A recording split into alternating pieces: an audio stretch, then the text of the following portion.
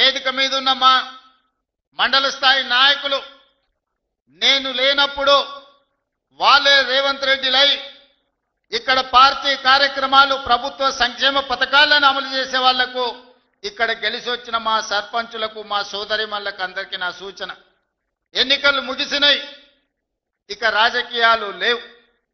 ఎన్నికలు వచ్చినప్పుడు ఎన్నికల్లో పోటీ చేసినప్పుడే రాజకీయాలు, పార్టీలు పంతాలు. ఎన్నికలు ముగిసినాయి, ఫలితాలు వచ్చినాయి, ఇక పార్టీలు పంతాలకు పోకండి. కొడంగల్ శాసనసభ నియోజకవర్గంలో ఉన్న ప్రతి పౌరుడు మన కుటుంబ సభ్యుడే. ఈ రోజు రాష్ట్రానికి నాయకత్వం వహిస్తున్న మనము వివక్ష చూయించొద్దు, అందరినీ కలుపుకొని పోదాం, అందరినీ కుటుంబ సభ్యులుగానే భావిద్దాం. వేదిక మీద ఉన్న మా మండల నాయకులకు కూడా నేను సూచన చేస్తున్నా, ఎక్కడైనా మీరు చెబితే వినలేదనో, మీరు నిలబడొద్దంటే ఎన్నికల్లో పోటీ చేసిండ్రనో, లేదా పక్క పార్టీ నుంచి గెలిచిండనో ఎలాంటి వివక్ష చూయించకండి. ఒకవేళ చూయిస్తే ఆ గ్రామానికి అన్యాయం జరుగుతుంది. ఎవరైనా ఎట్లయినా గెలవనియండి. మన నియోజకవర్గంలో ఏ గ్రామంలో ఏ తండాలో ఏ సమస్య ఉండకూడదు, ఏ వివక్ష ఉండకూడదు. ఈ నియోజకవర్గంలో అందరూ మనకు కావాల్సిన వాళ్ళే. నిన్నటి వరకు ఏవైనా చిన్న చిన్న తేడాలు, చిన్న చిన్న అంశాలు ఏమైనా ఉన్నా వాటిని పక్కన పెట్టండి. ఈరోజు మనము పెద్ద హోదాలో ఈ నియోజకవర్గం ఆశీర్వదిస్తే బాధ్యత నిర్వహిస్తున్నాం. పెద్ద హోదాలో మనం ఉన్నప్పుడు పెద్ద మనసుతో మనం వ్యవహరించాలి. చిన్న చిన్న విషయాలను, గ్రామ కక్షలను పెంచి పోషించకూడదు. గ్రామ కక్షలకు వ్యతిరేకంగా గ్రామాల అభివృద్ధికి పాటు పడే విధంగా ప్రతి గ్రామానికి, ప్రతి తండాకు రోడ్డు, గుడి, బడి, నీళ్ల ట్యాంకు, చదువుకోవడానికి పిల్లలకు విద్య, వైద్యాన్ని అందించి ఈరోజు మనము ఉన్నతమైన నాణ్యమైన సేవలను ఈరోజు మనం ప్రజలకు అందించాలి. ఈరోజు నేను ఒకవేళ సమయం పూర్తి స్థాయిలో మీ దగ్గరికి రాలేకపోయి ఉండొచ్చు, కానీ నాకు తెలియని విషయం లేదు. 10 సంవత్సరాలు గెలిచినా ఓడినా మీ మధ్యలోనే ఉండి ప్రతి గ్రామం తిరిగిన, ప్రతి గ్రామం పేరు, ప్రతి తండా పేరు, ఆ గ్రామంలోనూ ఆ తండాలోనూ ఏ పార్టీకైనా మీరు పని చేసినా ఆ పార్టీ నాయకుల పేర్లు నాకు సంపూర్ణంగా తెలుసు. అందుకే 2009 నుంచి 2023 వరకు ఎక్కడ నిలబడ్డా, ఎక్కడ గెలవడానికి అవకాశం ఉన్నా మళ్ళీ ఇక్కడికే వచ్చి మీ మధ్యలోనే ఉండి ఇక్కడే ఎందుకు పోటీ చేసినా అంటే ఇది నా కుటుంబము, ఇది నా సొంత ప్రాణంతో సమానము. అందుకే కొడంగల్ శాసనసభ నియోజకవర్గం నుంచే తిరిగి ఎన్నికల బరిలో దిగిన.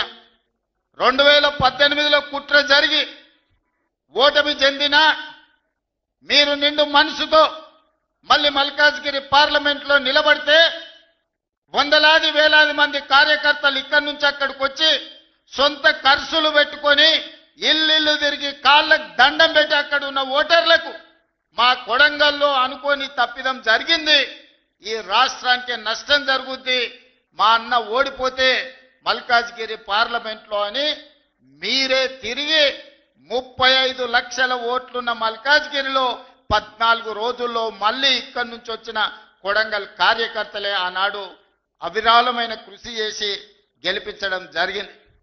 కృతజ్ఞత తీర్చుకునే అవకాశం వచ్చింది. మీకు నిజంగా సేవ చేసే భాగ్యం నాకు కలిగింది. ఈ రోజు నేను అనుకుంటే ఏదైనా చేయగలిగిన స్థాయిలో మీ ఆశీర్వాదంతో నేను ఉన్నా. ఇంతకంటే పెద్ద పదవి వచ్చేది లేదు, ఇంతకంటే మంచి అవకాశం దేవుడు ఇచ్చేది లేదు.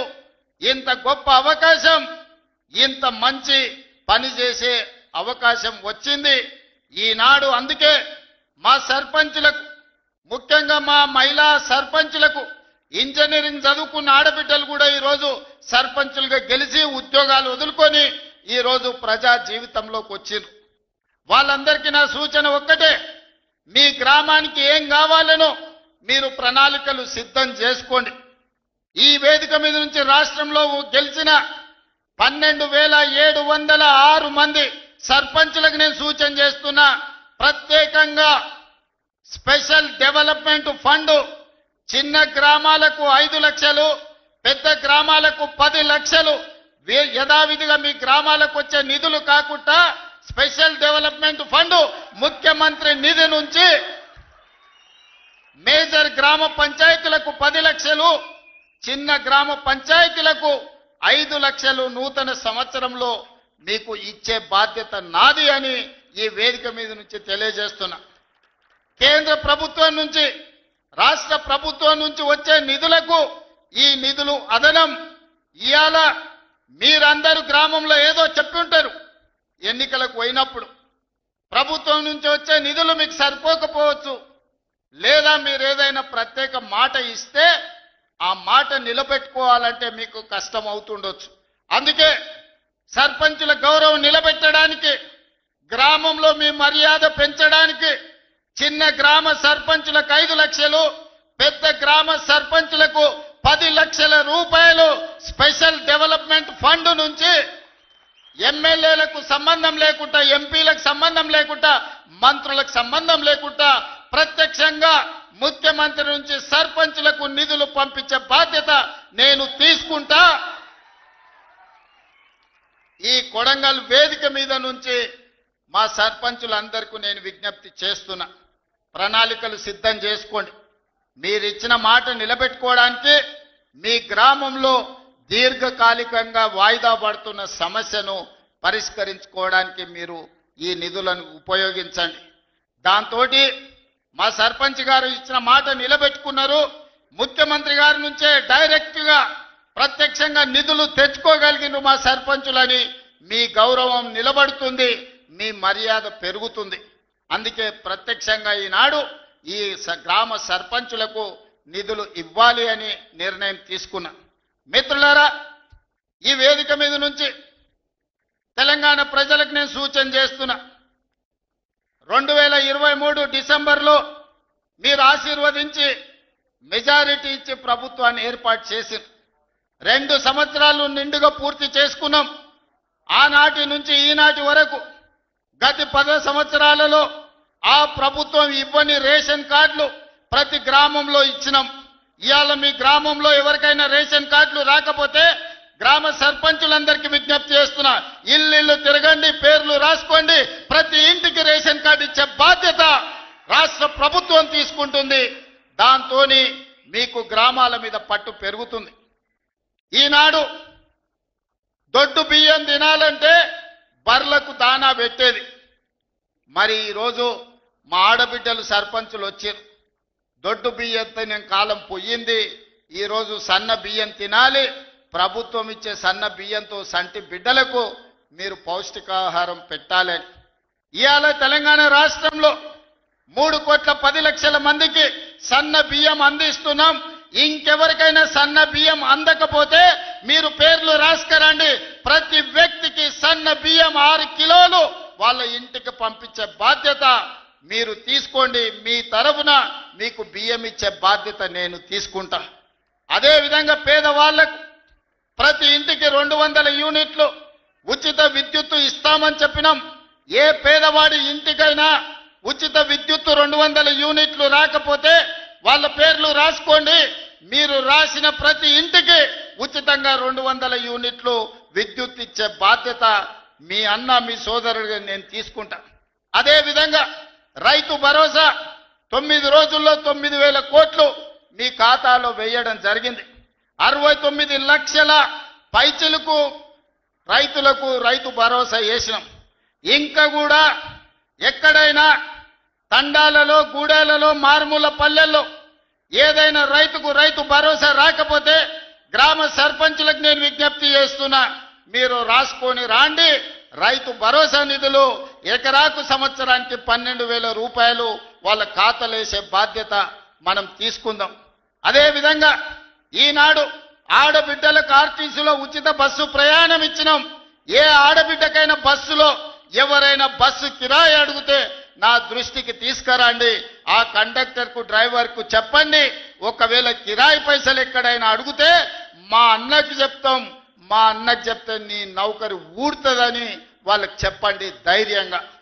ఎక్కడి నుంచైనా ఎక్కడికైనా వెళ్ళండి, అమ్మగారింటికి పోతారా, అమ్మవారిని దర్శించుకుంటారా, శ్రీశైలం మల్లన్న దగ్గరకు పోతారా, యాదగిరిగుట్ట లక్ష్మీ నరసింహస్వామి దగ్గరకు పోతారా, లేకపోతే భద్రాచలంలో ఉన్న రాముల వారిని దర్శించుకుంటారా? తొందరలోనే సీతక్క దగ్గర సమ్మక్క సార్లమ్మ జాతర జరగబోతుంది. మీరు ఆ జాతరకు పోతారా, బోనాలకు పోతారా? మా ఆడబిడ్డలు ఎక్కడికి పోయినా పండగనే మీరు పండగ చేసుకోండి. మీరు పోయి గుళ్ళ దర్శనాలు చేసుకోండి, అమ్మను పలకరించి రండి. నెలకు 2 సార్లన్నా మీ కన్న తల్లిదండ్రులను పోయి పలకరించి రండి. అదేవిధంగా ఈనాడు 1 కోటి మంది ఆడబిడ్డలకు 1 కోటి చీరలు పెట్టాలి. ఈ చీరలు కాదు, ఈ చీరలు మీ సోదరుడిగా ఇదొక్కసారే ఈనాడు పెట్టే ఇందురమ్మ చీర మా ఆడబిడ్డలకు సారే అని చెప్పిన గ్రామీణ ప్రాంతాలలో 65 లక్షల మంది ఆడబిడ్డలుండ్రు, పట్టణ ప్రాంతాలలో 35 లక్షల మంది ఆడబిడ్డలుండ్రు. వాళ్ళందరి 1 కోటి మందికి 1 కోటి ఇందిరమ్మ చీరలు ఇవ్వాలని పెట్టుకున్నాం. మా సర్పంచులకు సూచన, ఎవరికైనా చీర అందకపోతే 18 ఏండ్ల పైబడ్డ ప్రతి ఆడబిడ్డకు ఇందిరమ్మ చీర ఇవ్వాల్సిందే. ఎక్కడైనా మీ గ్రామంలో చీర అందకపోతే మీరే స్వయంగా పేర్లు రాసుకోండి. నేను అధికారులకు, చీఫ్ సెక్రటరీ గారికి వేదిక మీద నుంచి ఆదేశాలు ఇస్తున్నా, జిల్లా కలెక్టర్లకు ఆదేశాలు ఇస్తున్నా. చీర రాని ప్రతి ఆడబిడ్డకు ఇంటికి చీర పంపించాలి. ఇది వాళ్ళ సోదరుడు పెడుతున్న సారే, మీ రేవంత్ అన్న పంపించిన చీర మీ కుటుంబానికి సారే అని చెప్పి ఈనాడు మీరు చెప్పాల్సిందిగా, చీరను చేరవేయాల్సిందిగా అధికారులకు నేను ఆదేశాలు ఇస్తున్నా. ఇవాళ మీ పిల్లల్ని పాఠశాలలకు పంపించండి, మీ పిల్లల్ని చదివించండి. చదువు ఒక్కటే మన జీవితాలలో వెలుగు తెస్తుంది. చదువు ఒక్కటే మన జీవితంలో మార్పుని తెస్తుంది. ఈ చదువే మన జీవితంలో వెలుగులు నింపుతుంది. ఇవాళ ఈ వేదిక మీద ఉన్న కలెక్టర్లైనా, ఎమ్మెల్యేలైనా చిన్న చిన్న కుటుంబాల నుంచి వచ్చిండ్రు, కానీ వాళ్ళు చదువుకున్నారు, చదువును నిర్లక్ష్యం చెయ్యలే. అందుకే ఈనాడు మీ పిల్లలకు ఈ నియోజకవర్గంలో 25,000 మందికి పొద్దున్నే టిఫిన్ పెట్టి